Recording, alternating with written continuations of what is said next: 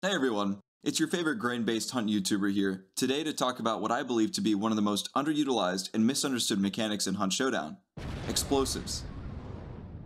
Covering everything from flashes to hives, fire, and frags, I want to cover not only the hard stats for everything that goes boom, but also discuss their usage and tactics, so that you find more success with your throwables.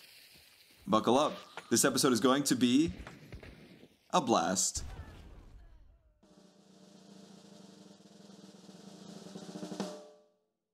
千の太陽の力で私の銃はあなたを消し去るでしょう。コンフ。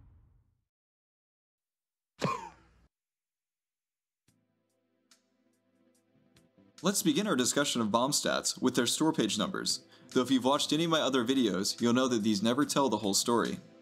Starting with throw range, this is the maximum distance a bomb can be thrown, which occurs when the bomb is thrown at a 45-degree angle. Each throwable has a maximum throw distance of 22 meters, with two exceptions: the Big Dynamite Bundle and the Concertina Bomb, which both have a throw range of 15 meters. The Pitcher trait increases the throw distance to a maximum of 27 meters for the normal bombs, and a paltry 17 meters for the slow-throwing bombs.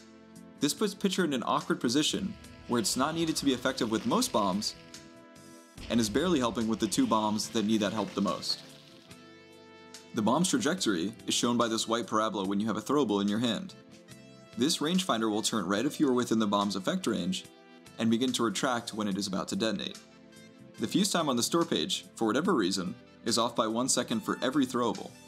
Each bomb with a fuse has a timer of 5 seconds, not 4, except for decoy fuses and sticky bombs, which have a fuse timer of 7 seconds and 9 seconds respectively. Memorizing this fuse time is incredibly important for properly cooking a grenade before throwing it. Airbursting a bomb right above the ground is the most effective way to throw grenades, as this prevents the grenade from getting blocked by geometry on the ground when it lands, and gives your opponent less time to react to the bomb landing next to them. The damage stat is the amount of damage done at the very center of the explosion. For PvP, which is what this guide will primarily focus on, there is no value to having a number over 150, as damage doesn't appear to have any bearing on effect range. For PvM, a larger number does mean more damage to bosses, with the highest damage bomb, the Big Dynamite Bundle, nearly one-shotting bosses. More often than not though, it's better to save your explosives to deal with hunters, and not bosses. The last store page stat I'd like to touch on is the effect radius, which denotes the range at which you will get a hit marker with that bomb. This stat is mostly accurate, however when it comes to explosives, knowing the range at which it kills a hunter I'd argue is just as important. As an example, here's the effect radius of the dynamite stick at 8.5 meters. Inside this range is the lethal radius, at 5 meters. The Bulwark trait reduces explosive damage by 50%. You would expect this to shrink the lethal radius by half, but in practice you only see about a 1 meter reduction in lethal range. Remember as well that Bulwark has no effect on rending damage, which is the primary damage type of frag grenades, frag arrows, and wax frag charges. Bulwark is better for countering explosive crossbows and any non-lethal explosive weapons than it is at countering high damage explosives. However, it can definitely save your life in certain situations. Oh! I killed him and not you? I have Bulwark. Yeah, I knew that. While I've talked a lot about the radii of explosives, I want to touch briefly on effect radius versus effect area, as you may find effect area more useful when visualizing explosives. As I've mentioned previously, the dynamite stick has a lethal range of 5 meters. The dynamite bundle has a slightly larger lethal radius at 6.5 meters. While the difference in the radius may seem insignificant at only 1.5 meters, you may want to think of this in terms of area of effect instead. When you calculate the area of each of those circles, using pi r squared, you get a value of 79 square meters for the lethal area of the dynamite stick, and 132 square meters for the dynamite bundle. Small changes of radius can massively impact the affected area. Keep this in mind when we discuss stats. Before we cover the hard stats of every throwable, I'd like to let you know that if you're watching this video the day it came out, or the day after, that there's a good chance I'm live streaming on Twitch right now. Swing by and say hello. I'd love to get your feedback on the video and hang out. Also, hitting the subscribe button on this video helps me out a ton. With your support, I can one day hit my goal of having more subscribers than Crytek. Now that I've bored you with the internet begging and 7th grade math, let's actually list out the stats of the throwables. Starting with the 4 primary explosives you'll see used in combat. The dynamite stick has the lowest lethal range, the dynamite bundle and the frag bomb surprisingly have nearly identical lethal ranges, but keep in mind that the frag has a larger effect radius, bleeds targets that aren't killed, and is not affected by bulwark, making it the superior pick of the two. Finally, the big dynamite bundle, which has the same effect range as the frag, but a much larger lethal range. The BDB is by far the strongest explosive in the game, but is held back by a significantly shorter throw range. Next up are the stats for some miscellaneous explosives: the frag arrow, the sticky bomb, the red barrel, and the explosive crossbow bolt. Do note that while there's no lethal range for the explosive crossbow bolt, a direct hit will kill, assuming the target doesn't have bulwark. Here are the stats for some of the more unique consumables that Hunt has to offer. Feel free to pause here if you'd like. Lastly, we'll touch on fire damage consumables, which are a unique case as there is no damage falloff within their effect radius. They always do max damage to targets if hit. Additionally, they do burn damage, which has two intensities, medium and heavy. Medium is applied through contact with the basic firebomb and the fire beetle, and does 3 HP per second, 2 if you have salve skin. Medium burning takes 4 seconds to extinguish manually, and will worsen to heavy burning within 5 seconds if untreated. Heavy burning is 4.5 HP per second, and is instantly applied with the Hellfire Bomb and Dragon Bolt. Heavy burning takes 6 seconds to extinguish manually, though using a medkit is faster. And that's it for the first section. You've got the hard stats of most of the bombs in Hunt Showdown. Keep in mind that there were a few explosives and consumables not mentioned in this section. These were left out because they were either too similar to another bomb, too strange to really count as an explosive, or too niche to be used very often. If you still want to see their stats, along with every other explosive in one convenient location, check the link in the description. I've worked with Gavin Ray, aka Chem, to create a website containing the stats and visual representations of every explosive in Hunt Showdown. A massive shout out to Chem for programming this tool, and to all the other people in my Discord who helped me collect data and B-roll footage for this video. I couldn't have done it without you. Knowing the hard stats of throwables is one thing, but if you don't know how to use them properly, then these stats are meaningless. If I asked you what the primary purpose of throwing a bomb in Hunt Showdown was, and you answered with, to get kills, you're using them completely wrong. Bombs are incredibly effective at making players move. The threat of death forcing an enemy out of position is what makes bombs so strong. Bombs are not primarily player killers, but space makers.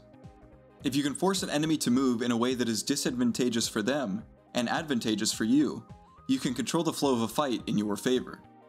Every time you reach for a grenade on your belt, think about how the player you're throwing it at will react, and be ready to capitalize on their mistake. Shifting your mindset this way will allow you to be much more proactive in your fights. Please don't think I'm saying that bombs are bad and can't get many kills, or that you shouldn't be going for kills with them. Most bombs are incredibly dangerous and will directly score you kills often if used properly. However, the mindset that throwing a bomb is primarily for kills will lead to the two mistakes I see players make most often with them: throwing a bomb when there's no guarantee it will create value, and failing to take advantage of the space created by a bomb. Keep these tips in mind as we discuss use case scenarios. For simplicity's sake, I like to break my throwables down into 3 categories: movement forcing, read punishing, and area denial. Let's start with the first category of consumable, forcing movement. I typically think of these as your run-of-the-mill fused explosives: dynamite, dynamite bundles, frags, and the big dynamite bundle. These are the consumables that make people run when they hear the fuse cooking. The idea behind using these bombs is to force your opponent out of their preferred position for a worse one, so that you can get the leg up in a fight. There are a few common scenarios that these bombs can be used in. Room clearing. You can use grenades to locate hunters hiding within a compound and force them to fall back. This can help if you're fighting shotguns within a compound, by forcing them away from corners so that you can take the longer lines of sight within the compound. Flushing out of cover. Forcing an enemy to move from their cover out into the open where you can finish them off. Think about this when skirmishing behind trees, rocks, and mountains. Listen to what your opponent does and react accordingly. Preventing a heal. If you damage an opponent and force them into cover, consider throwing an explosive so that they have to choose between running out of cover while wounded or dying to your explosive.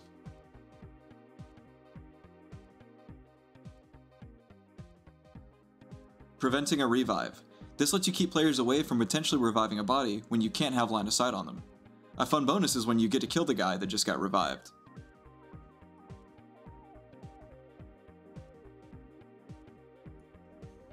There is a clear and optimal choice when choosing what explosive to use for these situations, and that is the frag bomb. Its decent throwing range, along with its massive effect radius and ability to bleed targets, means that you'll have more success with these on average than the dynamite variants. That doesn't mean the dynamite variants don't have their uses though. Dynamite's obscure vision with a plume of black smoke, as well as destroying doors and concertina, something that frag bombs cannot do.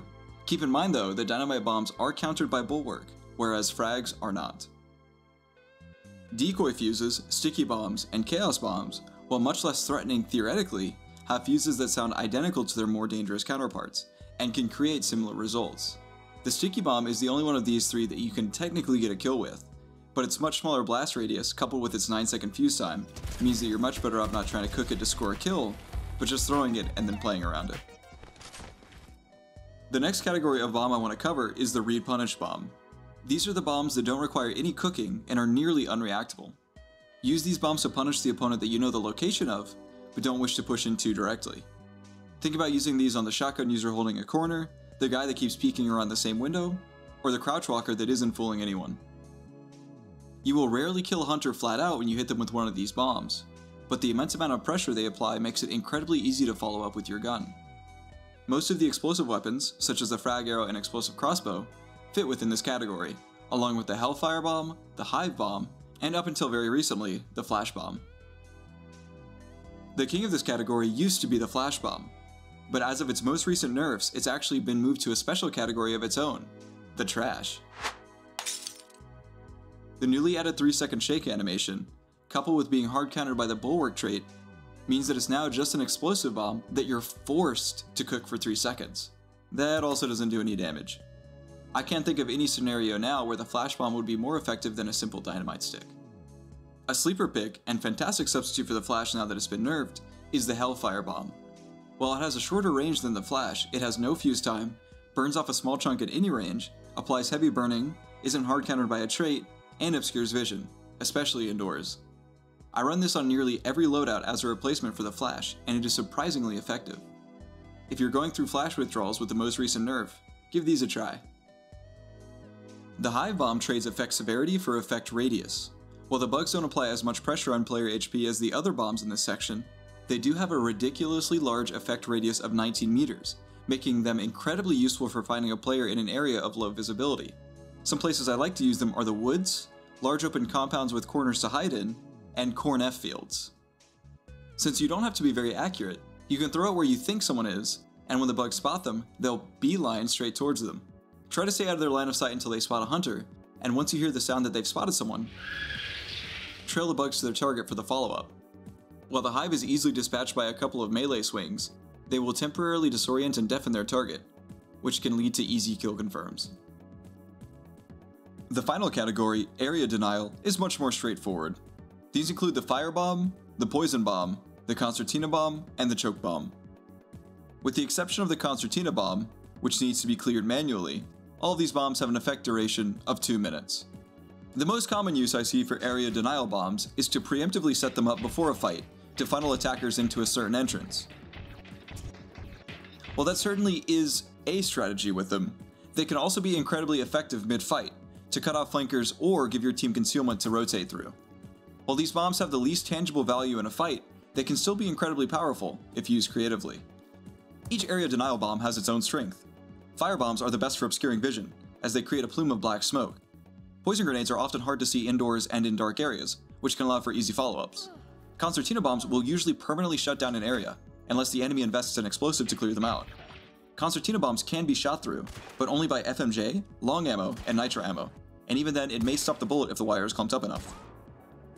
Finally, choke bombs, which extinguish flames, diffuse bombs, clear poison clouds, and cause hunters to cough if they come into contact with them. Keep in mind that a choke bomb has an initial effect radius of 5 meters, before shrinking to 3 meters. This means that proper usage of a choke bomb can extinguish teammates, without leaving their body in the lingering cloud.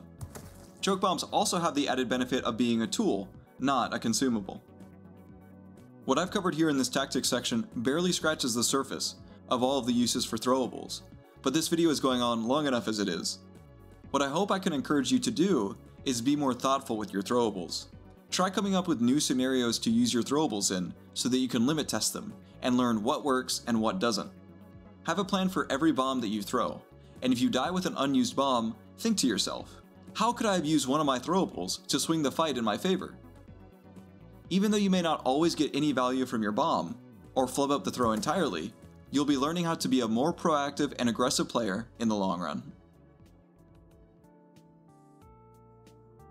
If you watched my Mythbusters video, link in the top right, you'll remember that I said frag bombs, as well as all dynamite bombs, are not coded to penetrate walls at all. This is still true as far as I can tell. However, they still sporadically get hits through walls. I had the wonderful members of my Discord post over 40 clips of them dying to or taking damage through walls, in hopes that I would find some sort of answer as to why and where bombs went through walls.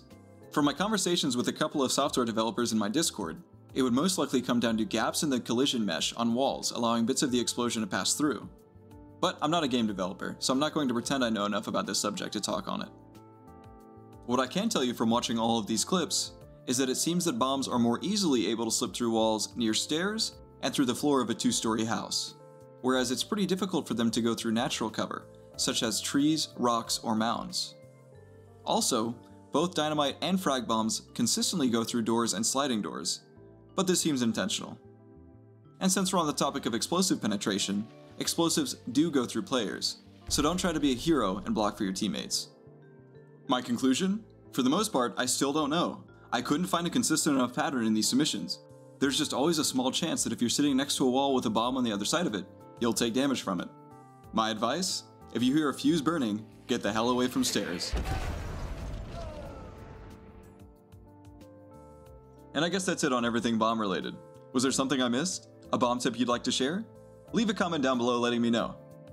This was the largest and most complicated project I've worked on so far, and I gotta say, it's nice to be done with it. Here's hoping my next project takes less than 3 months. I hope to catch you during my live stream, but if not, take care.